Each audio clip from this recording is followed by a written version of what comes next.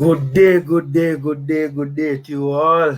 Welcome back, welcome back, welcome back, welcome back. We're talking that big match that took place last night, ladies and gentlemen. We're talking that big match that took place last night. For starters, I have to publicly big up one of my fellow vloggers. Seeing if it wasn't for military good, and many of us would not have been able to have seen that game. Yes, I know, people are complaining about the quality wasn't the best, right? To be honest with you, the second half was smooth. The first half was a little bit chippy in terms of the video quality. But with that being said, we are young vloggers and we are young in terms of us, how long we have been vlogging for. We are young establishments and, we are steadily improving and we're trying to do things bigger and better, So I'm sure next time around, even he will learn a thing or two and improve where that is concerned. But the effort is what counts. Seeing so big up military guna, right? Jamaica versus Trinidad and Tobago, 1-0 in favor of Trinidad.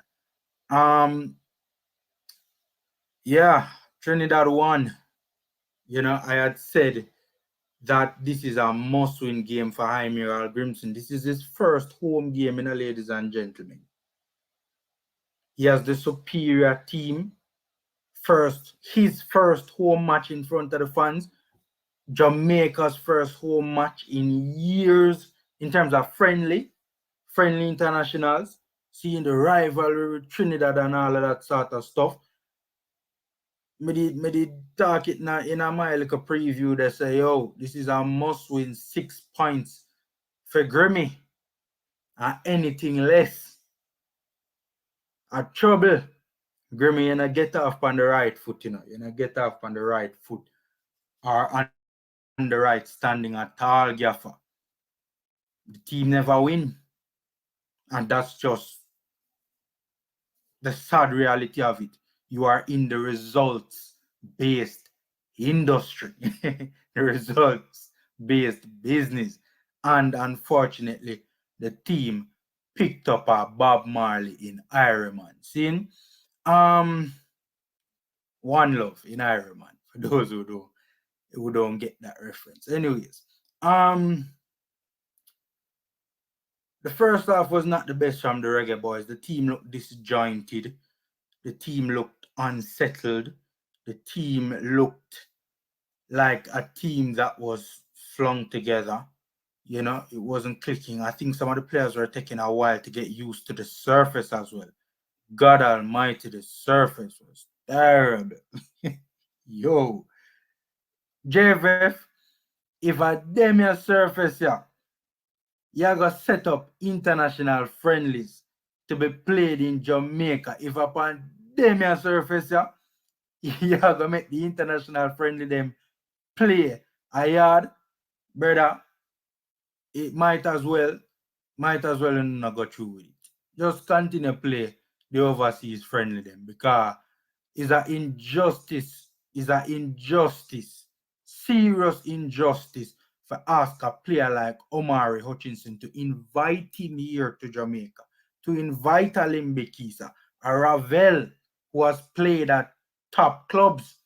It's a real injustice to bring these players out here, for them to be playing on that surface down, what was that, Catherine Hall last night. It's an injustice to these players.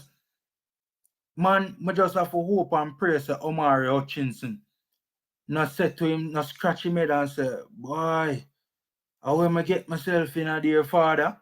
I can still switch, I can still make a U-turn, I not have to do this, I just hope and pray to God say none of them things they run through the youth and mind.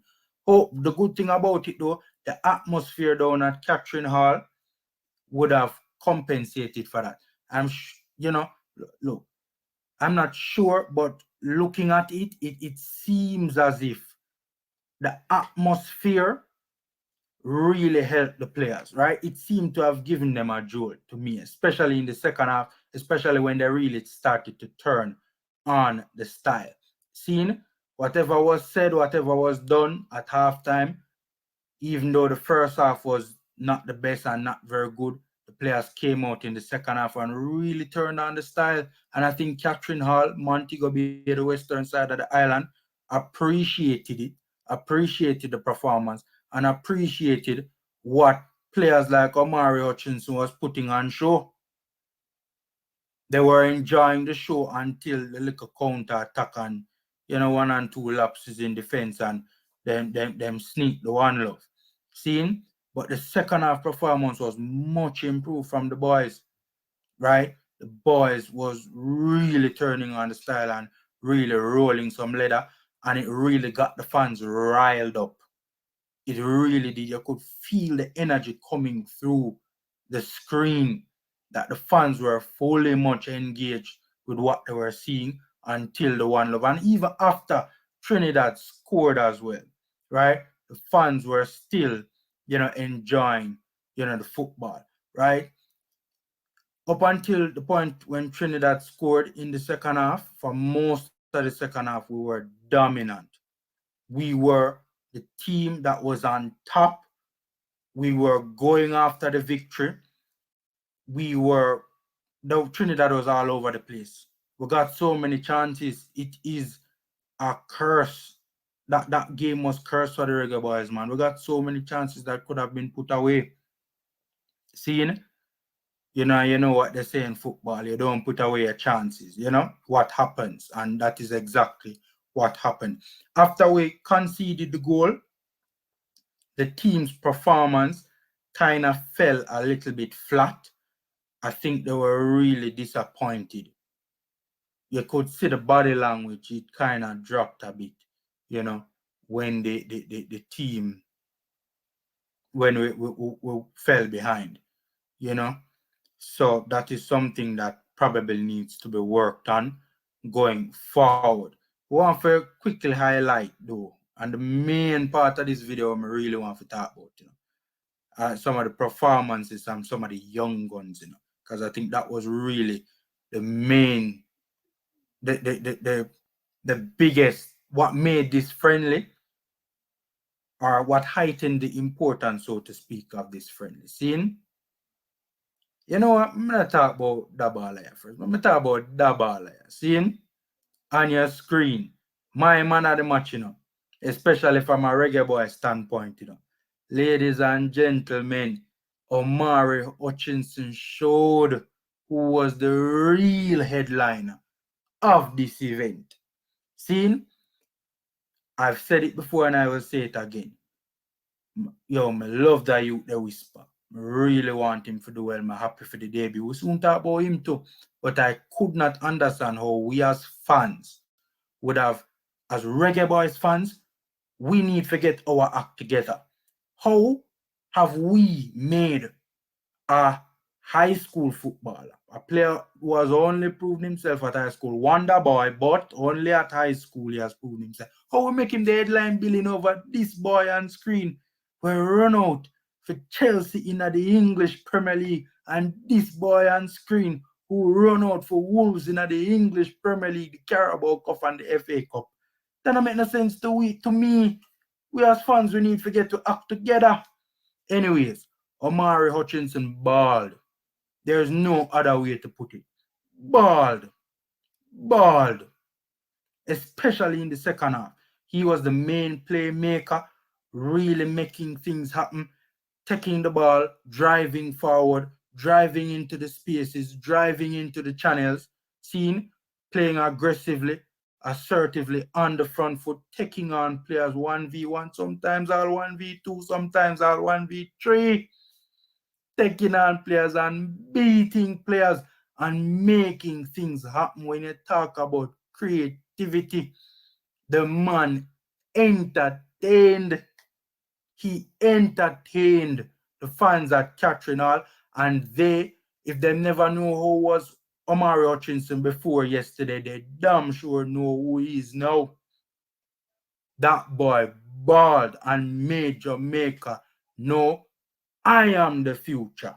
And me, this a program here, I got build around going into the future. Many Reggae Boyz fans believe that before last night. The boy proved it, man. Proved it. Big up Omari Hutchinson. Real top baller. Showed that he's an Arsenal and Chelsea product. And it really showed. Seeing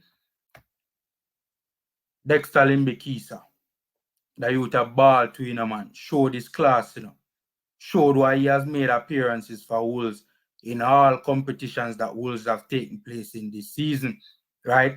Held down the left back spot on both sides of the ball, defensively and offensively.